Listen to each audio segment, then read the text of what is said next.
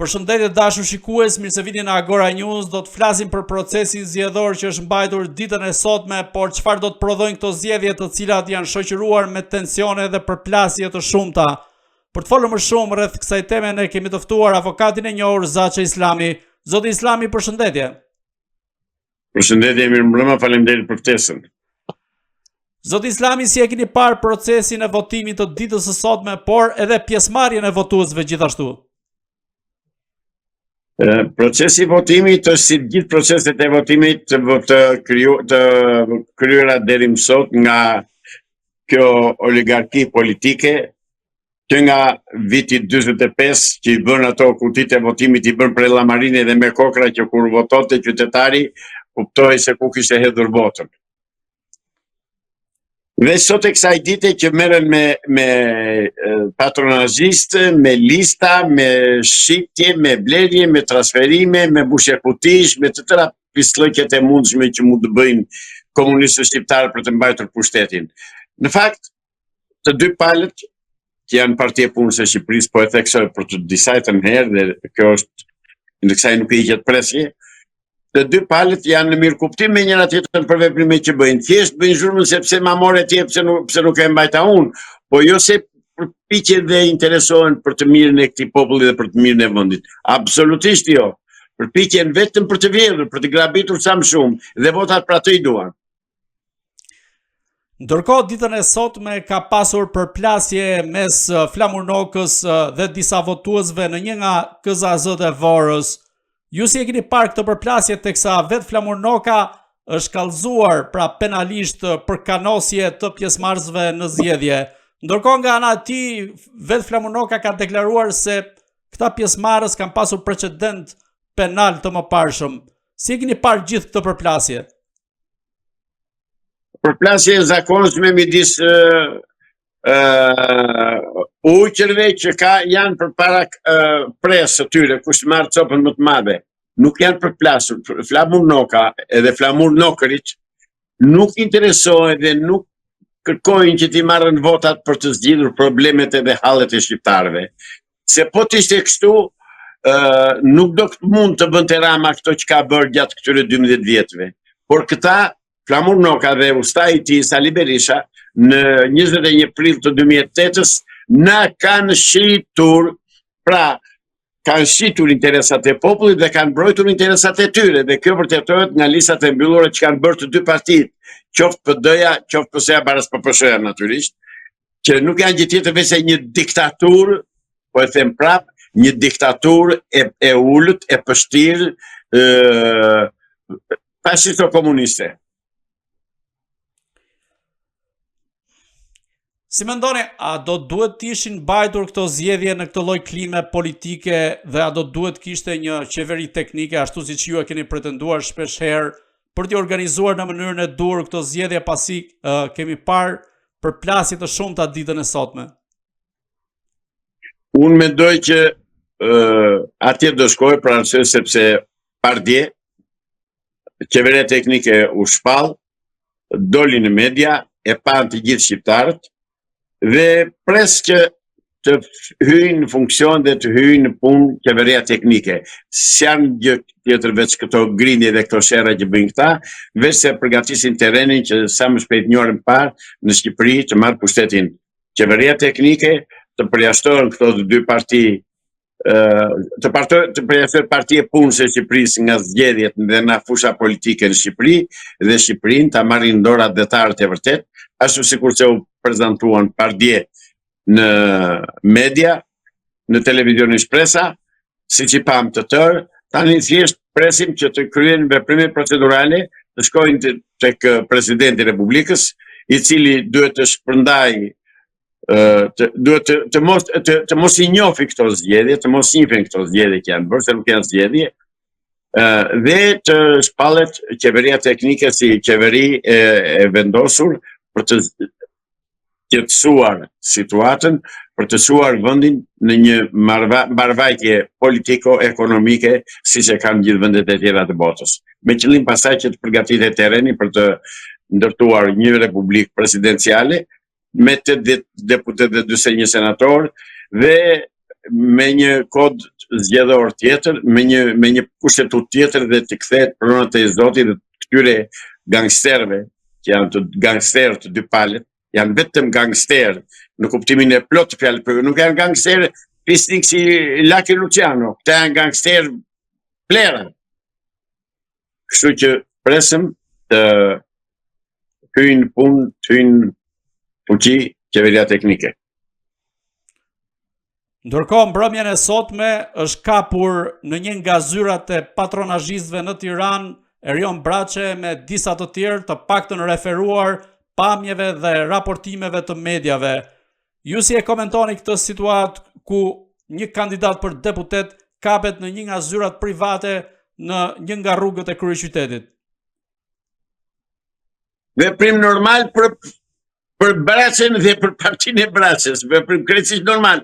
Dëgjoj, ju nuk i ndiqni në terren, po e ti si tonë këta patronazhistë të tyre, na lumt, jemi të zotët, kështu do bëjmë, edhe s'keni që na bëni.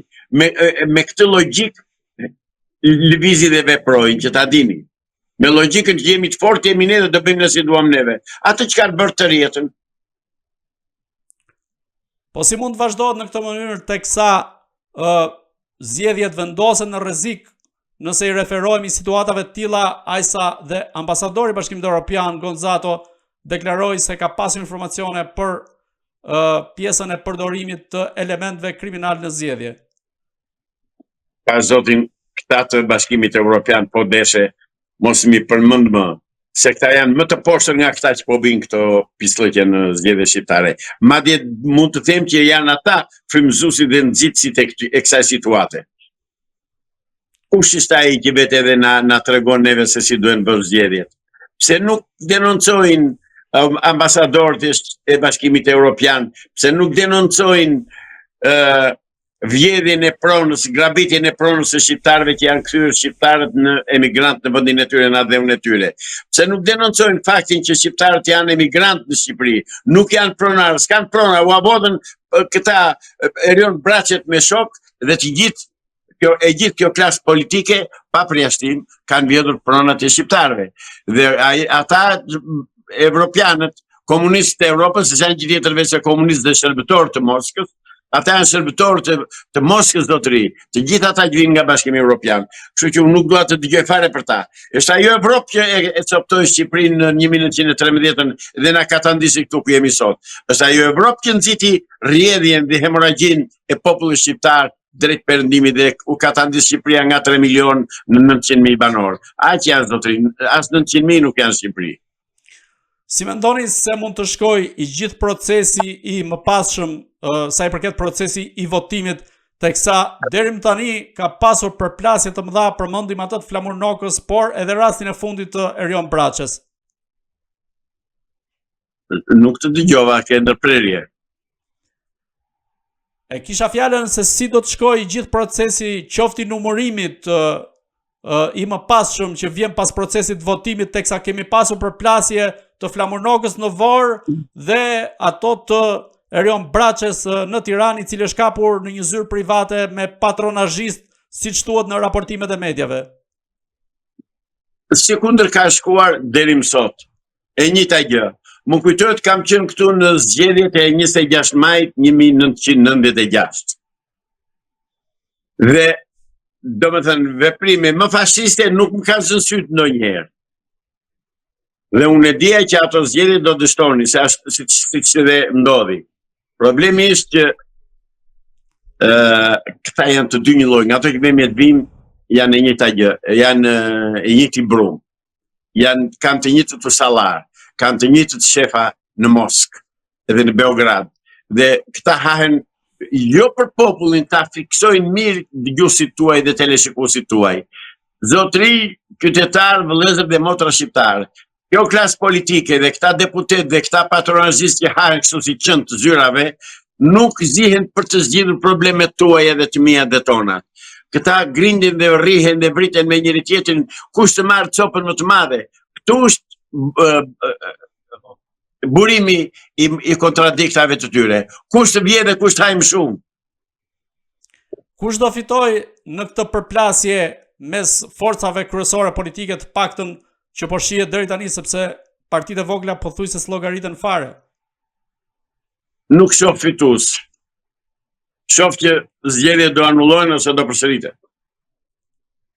Si mendoni, çfarë do duhet bëj SPAK në një situatë të tillë ku ka ngritur dhe një task force për hetimin e krimeve zgjedhore, ndërkohë gjatë ditës sotme është marrë vetëm me qytetarë caktuar që kanë fotografuar votën? Zotri, unë fuqinë e SPAK-ut e pas që nga gjyqtarja që gjykon Sali Berishën. Shtyj sot, shtyj nesër, shtyj pas nesër. Dhe me këtë besoj se e kam thënë të tëra. Për ata që kanë veç dhe më në kokë. Po si është e mundur, sepse ju keni pasur besim shumë të madh te SPAK-u? Tradhtia ose ndryshimet janë të përjetshme në historinë njerëzore, nuk është rasti i parë që po zgënjehemi. Nuk është rasti i parë, as i fundit nuk është. Që pengon SPAK-u, zotri, të zbatoj ligjin, ne nuk kërkojmë nga SPAK-u të bëj ligj. Ne kërkojmë të zbatoj ligjin që ka, pse nuk e zbaton?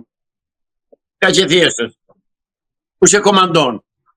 Se unë di që e krijuan amerikanët dhe paguajnë amerikanët, qoftë Byron Kombëtare të Hetimit, qoftë SPAK-un. Atëherë ata që i kanë krijuar dhe i paguajnë këto dy struktura, ku janë? Kaq. Po çfarë ka ndikuar tek SPAK-u që ka ndryshuar këtë rrjedh të hetimeve apo qasjen kundrejt elementëve të korruptuar?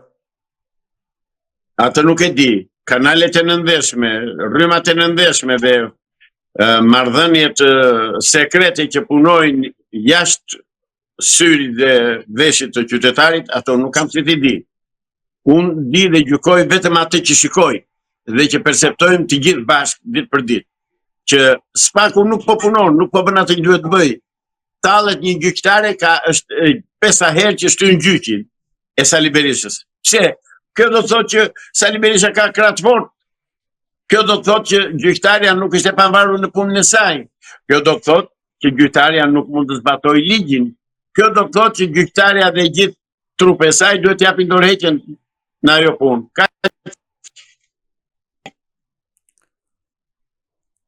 Po mos ndoshta SPAK-u e ka lënë pas zgjedhjeve goditjen e elementëve të korruptuar ose të figurave të larta pas atyre që goditi para 11 majit? Edhe kështu mund të ndodhë, nuk e di programin e tyre, nuk e di planin e tyre, nuk e di politikën e tyre, mendoj që edhe kështu mund të ndodhë dhe duhet të ndodhë, që me njëherë nga nesër të fillojnë arrestimet, të që është thënë që do arrestohet zëvendës kryeministri Belinda Balluku e të tjerë dhe Edi Rama dhe Sali Berisha, tani nesër e tutje presim të shohim ç'do ndodhë. Unë pres akoma, nuk e kam humbush presën që këto të bëhen. Megjithatë, nuk jam unë vendimarrësit janë jashtë meje. Si mendoni, nisur nga analiza që ju mund të bëni apo krahasuar me zgjedhjet e kaluara, apo ajo çfarë keni parë këtë fushatë elektorale, a do të mundet Edi Rama të fitojë mandatin e 4 apo Sali Berisha mund të bëj një surprizë në këtë rast? Asnjë rast tjetër nuk do ndodhë për 2 arsye.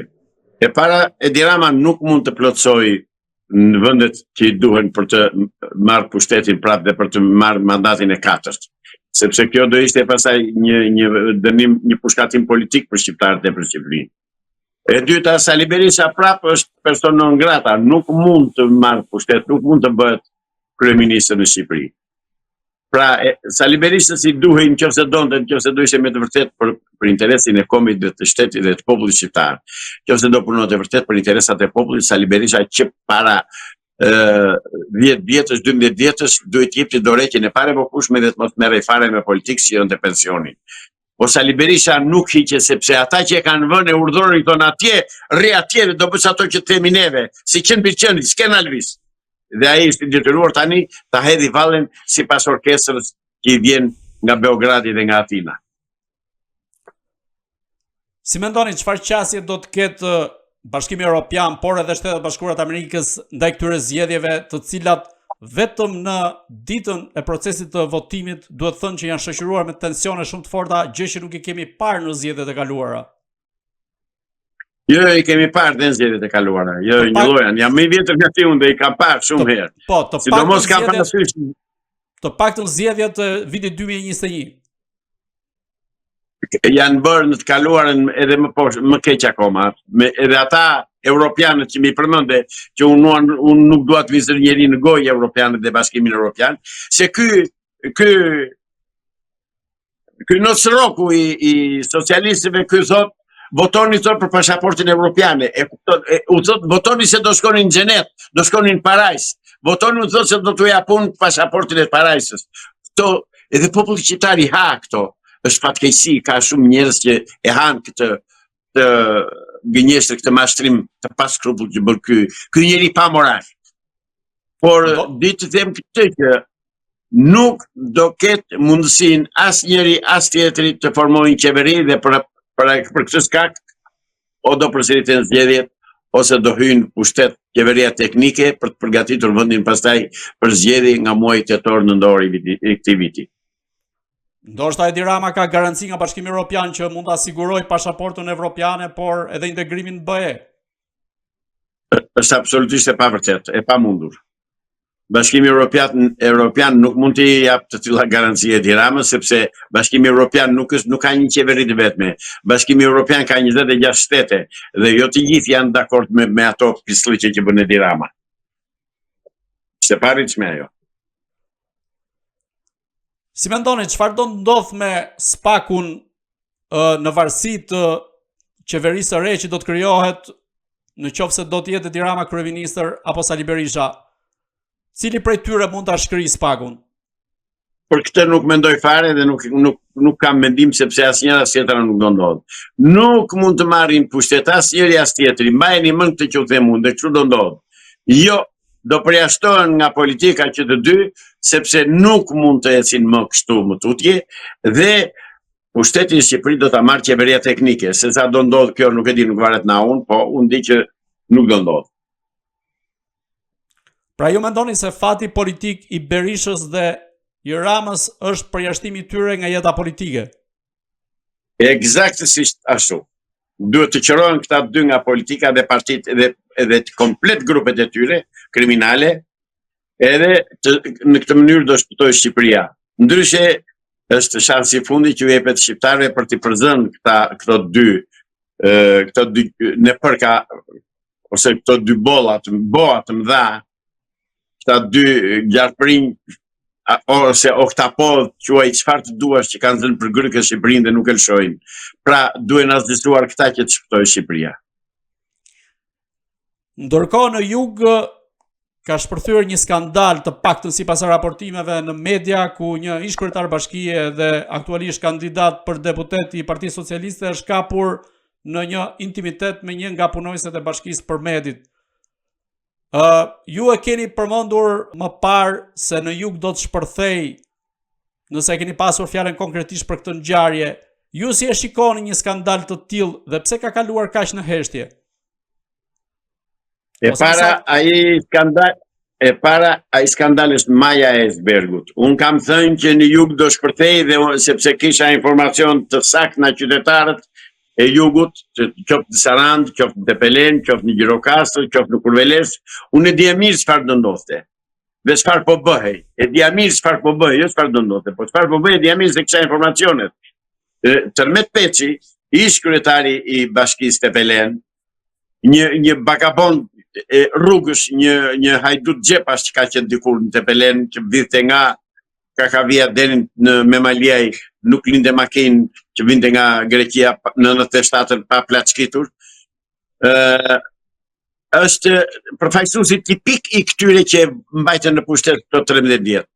Është turp për qytetarët e Tepelenës, për qytetarët e Kurvelesit, që i ka kapur për gryke dhe i komandon një bastard si Tërmet Peçi. Po Tërmeti nuk është vetëm, zotëri. Tërmeti ka vjedhur prona të mëdha në Kurveles. Dhe bashkëpunëtorët e tij më të ngushtë janë ish drejtori i hipotekës së Tepelenës, Pullum Milori, edhe kryetari aktual i njësisë administrative në Kurveles, Shaban Loçi. Këta janë personat me të cilët Tërmet Peçi ka privatizuar pothuajse gjysmën e Kurvelesit dhe gjysma e soj të gruas ti nga këlqyra janë bërë pronar në luftën e Visës apo në regjim. Pra, është maja e icebergut kjo që ka shpërthyer. Pritet, unë pres që të shkoj Spaku dhe të bëj një kontroll të imtësishëm në dokumentat e hipotekës e TPL-s janë grumbulluar në ASK-n Gjirokastër. Të vej të shikoj se kanë vjedhur në një mënyrë jashtëzakonisht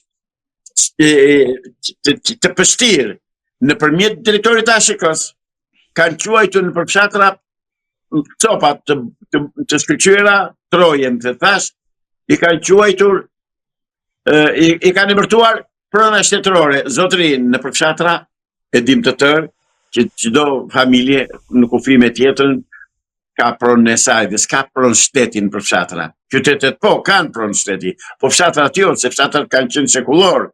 Dhe që bën tani, mungon Zaçja, nuk është Zaçja në Golëm, okej, trollin e Zaçës, tokën e Zaçës quaj e shtet, dhe ta blej patronazhisti, i blen, po ja falin patronazhisti dhe kështu janë pasuruar i lumit të lumit me pronën Kurvelesh. Dhe nga këta janë të tërë patronazhistët dhe spionët e Tërmet Peçit. Kanë vjedhur aq shumë sa që nuk ka ku të shkoj më. Unë u bëthirje Kurvelesasve, të gjithë që janë banorë të fshatit Regjin, Nivic, Gusmar, Progonat, Golëm, Lekdush, kudo që janë, të shkojnë, të shikojnë pronat e tyre. Ata që nuk banojnë atje, po që kanë trojt e shtylet të babalarve, të gjyshve, së tërgjyshve. Kjo është mënyra se si ka vjedhur deri tani dhe si po vjedh Tërmet Peçin të Belen. Ka marrë një ndërtesë për ta bërë shkollë, e cila nuk, jo vetëm që nuk u bërë shkollë, po që ishte baxhë, po vazhdon të jetë baxhë dhe për atë Tërmet Peçi ka marrë 83.000 euro.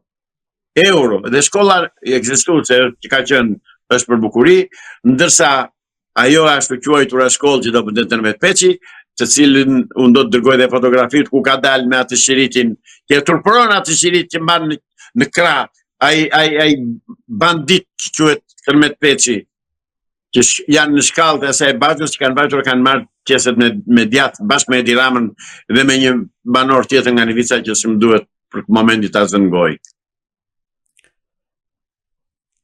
Zoti Islami, pse nuk ka reaguar kryeministri Edi Rama për gjitha këto skandale që pak a shumë ju përmendët, por edhe për këto të fundit? Se është vetë frymësuesi i tyre, është vetë organizatori i tyre. Të tëra bëhen me urdhër, të dini një gjë, asnjë gjë nuk bëhet por nuk desh Edi Rama dhe spionët e tij. Harrojeni. Janë të tëra të organizuara, të orkestruara nga dirigjenti Edi Rama. Zoti Islami, ku po shkon kombi shqiptar nëse do të marrim në referencë edhe rastin e Kosovës, e cila nuk po arrin dot të krijojë qeverinë e saj, po ndërkohë Shqipëria sot ka mbajtur zgjedhjet dhe i ka mbajtur ato në një situatë mjaft të tensionuar dhe mes përplasjeve të shumta fizike qoftë gjatë ditës, por edhe tani në mbrëmje.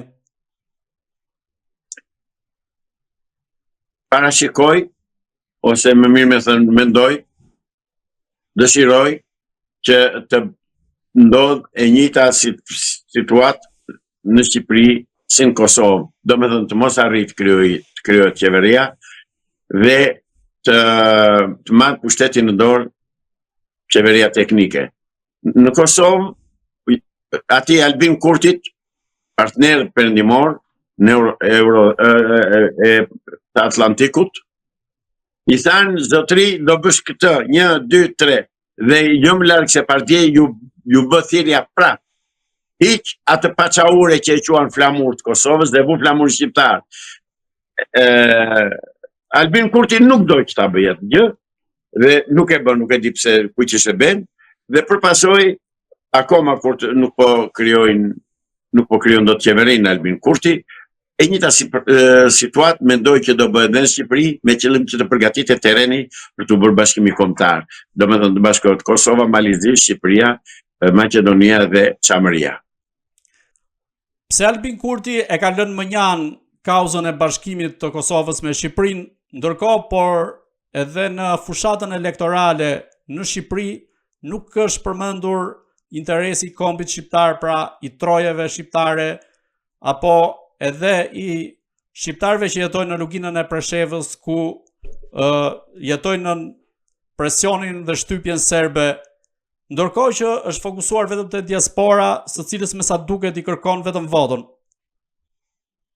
Pa e paragjykuar Albin Kurti dhe politikën që ndjek Albin Kurti, mendja, logjika më thotë që këtë gjë e pengon ky qëndrim, kjo politikë i shërben Beogradit, qoftë nga shqiptarët e Shqipërisë, qoftë nga shqiptarët e Kosovës. I thresin mendjes. O janë shqiptarë dhe duhet të kërkojnë bashkimin e trojeve shqiptare, ose të zhduken nga politika, të qërohen nga politika, dhe fatet e popullit shqiptar t'i marrin ata shqiptar që janë shqiptar të ndershëm, shqiptar adhetar, shqiptar që duan që djemtë dhe vajzat e Shqipërisë dhe të Kosovës të kthehen në vendlindje, të bëhen pronar të pronave të tyre stërgjyshore dhe të bëhet bashkimi kombëtar me qëllim që Shqipëria të shkojë atje ku ka qenë para vitit 1913, para ndarjes që i bëri Kuçedra Londër. Zoti Islami, dhe i pyetja e fundit, a e shikoni Shqipërinë antare të Bashkimit Evropian në vitin 2030 dhe a ka një plan për bashkimin? Asë mos e mendojnë ndokush fare, mos e mendoni hiç, jo, nuk do bëhet. Sepse dhe vetë Bashkimi Evropian do shkrihet deri atëherë, do ta shikoj. Por Rama po bën gati pasaportën e Bashkimit Evropian. Pse dhe ju gazetarët e besoni këtë gënjeshtër mirë, qytetari thjesht, se pres nga ju këtë. Ishte ironi, por gjithsesi për t'ju provokuar disi. Edhe unë të dhash përgjigjen, mos e mendoni këtë, as ta marrë me teles e kursit tuaj. Edi Rama është mastrus klasik. Është i pa fytyrë, është i pa cipër, i pa karakter, është i pa normë, s'ka mu, ai nuk është njeri nuk është shqiptar, ai është hebre. Dhe përpasoj të shërbej politikës së Netanyahu, atë po bën Shqipëri. A mendoni se mund të ketë një bashkim të Kosovës me Shqipërinë deri në vitin 2030, sepse është përmendur shpesh si teori deri në kufit e konspiracionit vite më parë, po ndërkohë së fundmi është lënë mënjan nisur edhe nga zhvillimet në rajonin e Ballkanit, por edhe në politikën e brendshme të Kosovës, ku Albin Kurti, siç thash më parë, ka lënë mënjan kauzën e bashkimit të Kosovës me Shqipërinë. Jo, unë shkoj një problem të shtruar për zgjidhje dhe që do zgjidhet shumë shpejt, nuk është ashtu. Nuk e lë njeri Albin Kurtin të bëjë si do qefi atij. Se ka të mençur për të marrë tonë ande nga andemia. Zoti Islami, unë ju falenderoj që ishit në Agora News. Edhe unë falenderoj juve për ftesën, natën e mirë. Të dashur shikues, bashkë do shihemi në intervista të tjera, por mos harroni të bëni subscribe në kanalin tonë në YouTube.